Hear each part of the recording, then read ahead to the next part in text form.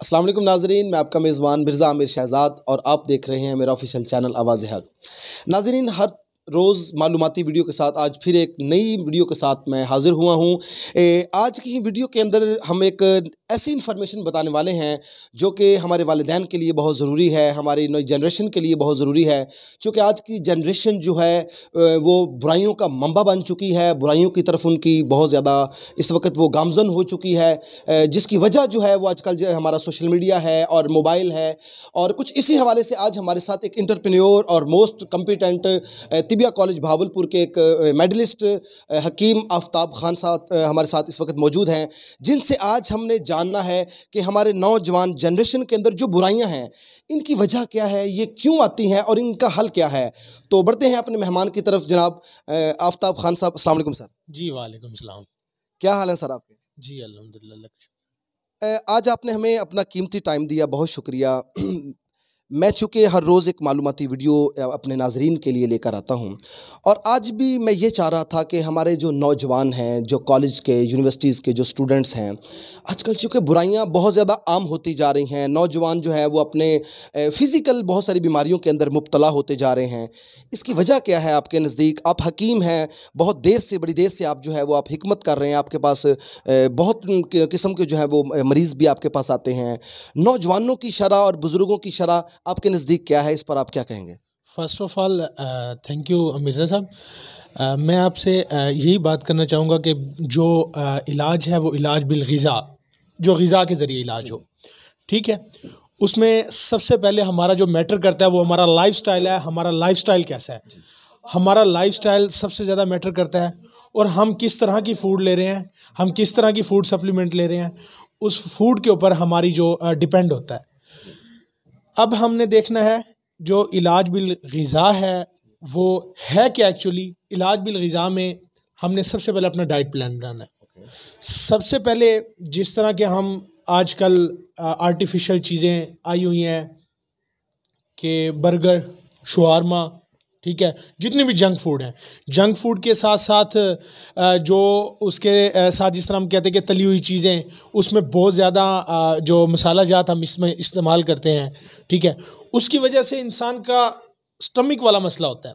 उस स्टमक की वजह से वो पूरा जो इंसान की बॉडी, जो बॉडी सिस्टम होगा, डाइजेस्टिव सिस्टम होगा, डाइजेस्टिव सिस्टम डिस्टर्ब होगा। Your digestive system depend upon your immunity. If your digestive system will be strong, your immunity will be.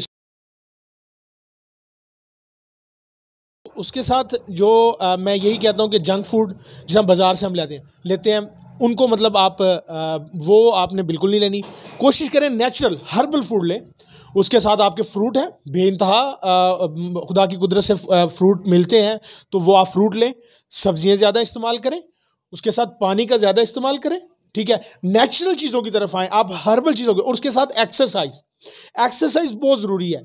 जैसे सुबह उठता है, जब एक्सरसाइज इंसान रेगुलरली जब करता है तो उसका डाइजेस्टिव सिस्टम भी बेहतर रहेगा। जब डाइजेस्टिव सिस्टम बेहतर है तो उसकी इम्यूनिटी बूस्ट करेगी। जब इम्यूनिटी बूस्ट करेगी तो वो ऑटोमेटिकली हेल्दी रहेगा। तो जब इंसान हेल्दी है, उसको कोई बीमारी नहीं है, जब वो एक्सरसाइज कर रहा है, टाइम पे खा रहा है, तो मैं नहीं समझता कि वो बंदा बीमार होगा, किसी हकीम या किसी डॉक्टर के पास जाएगा। तो बेहतर अपना लाइफस्टाइल को आप थोड़ा सा बूस्टअप करें।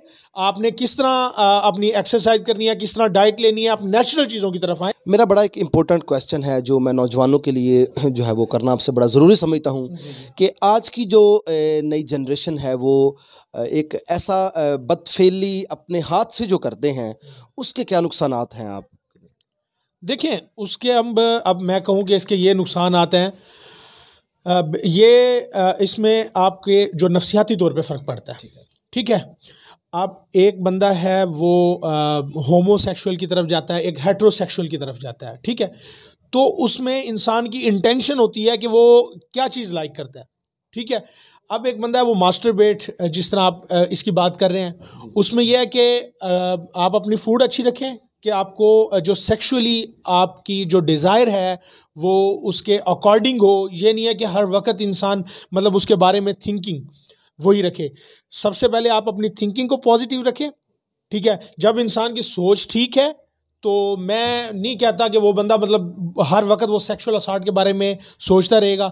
ये जब आप अपनी थिंक को पॉजिटिव रखेंगे, इसका नफ्सियाती इशू, साइकेट्रिक इशू भी है और आपकी खुराक के ऊपर भी है।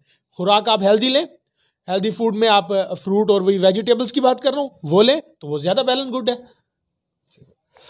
आजकल नौजवानों के हाथों में मोबाइल हैं, डिश टीवीज़ हैं और मूवीज़ का देखकर जो है वो ख़ासकर जो है वो बुराइयों की तरफ जाते हैं।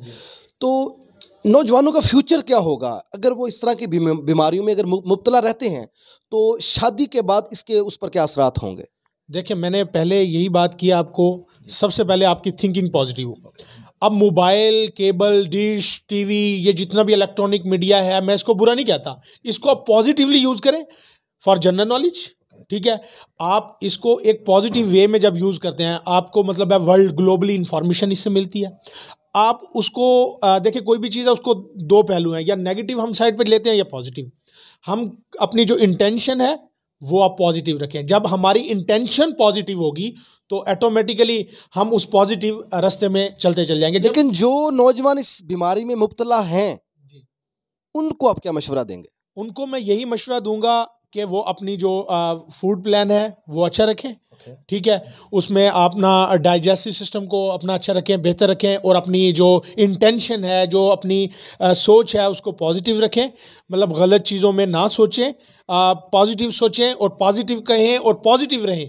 तो मैं उनको यही सजेस्ट करूंगा कि वो इन चीज़ों के बारे में, और उसके साथ साथ जिस तरह के हम मतलब दूसरी ड्रग्स यूज़ करते हैं, दूसरी मेडिसिन यूज़ करते हैं, उनसे अवॉइड की जाए और कोशिश की जाए कि इलाज बिल ग़िज़ा, हमारा जो इलाज है वो ग़िज़ा के ऊपर हो। क्योंकि मोस्टली जो नौजवान हैं वो मतलब कि ये आजकल बड़ा टाइमिंग का चक्कर है, इस पर बड़ा वो मतलब कि वो कोशिश करते हैं कि हमारी टाइमिंग्स बढ़ जाए, और वो उस पर बड़ी बड़ी गलत जो है वो अद्वियात का इस्तेमाल भी कर रहे होते हैं। तो इसका औलाद की पैदाइश पर भी कोई असर है? देखिए, मैं पहले आपको बता रहा हूँ कि जो टाइमिंग वाली मेडिसिन, ये ड्रग्स लेना, ये बिल्कुल फजूल है।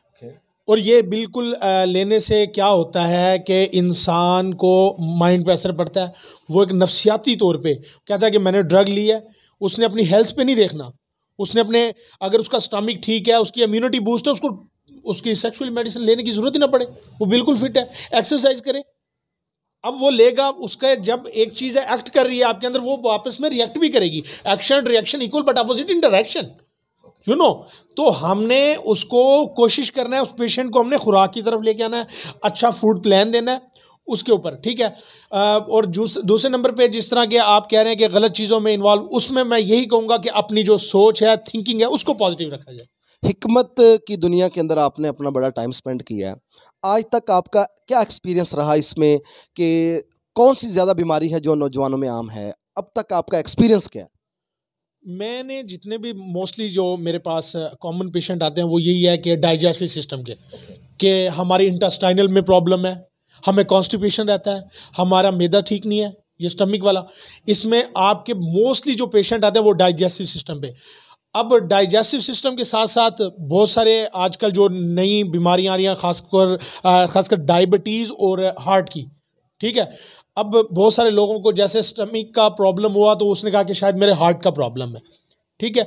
उसने फूड अच्छी नहीं लेनी, उसने फ़ौरन किसकी तरफ दौड़ना है कि डॉक्टर की तरफ, कि मैं जाऊँ, मेरा शायद हार्ट का प्रॉब्लम है, तो उसने मेडिसिन की तरफ जाना है। तो मैं यही मेरा इसी चीज़ पे जोर होता है और इसी चीज़ पे मेरी इंटेंशन होती है, आप मेडिसिन को छोड़ के आप खुराक की तरफ आएँ, आप नेचुरल चीज़ों की तरफ आएँ, आप हर्बल चीज़ों की तरफ आएँ। जब इंसान नेचुरल चीज़ों को लेगा तो मैं ये कहता हूँ, एक उसका डाइजेस्टिव सिस्टम भी बेहतर रहेगा, इम्यूनिटी भी बूस्ट करेगी और बाकी बीमारियों से भी वो बचा रहेगा। एक हकीम और एक एलोपैथिक और एक दूसरा होम्योपैथिक जो है, इन तीनों मेडिसिन के अंदर क्या फ़र्क है?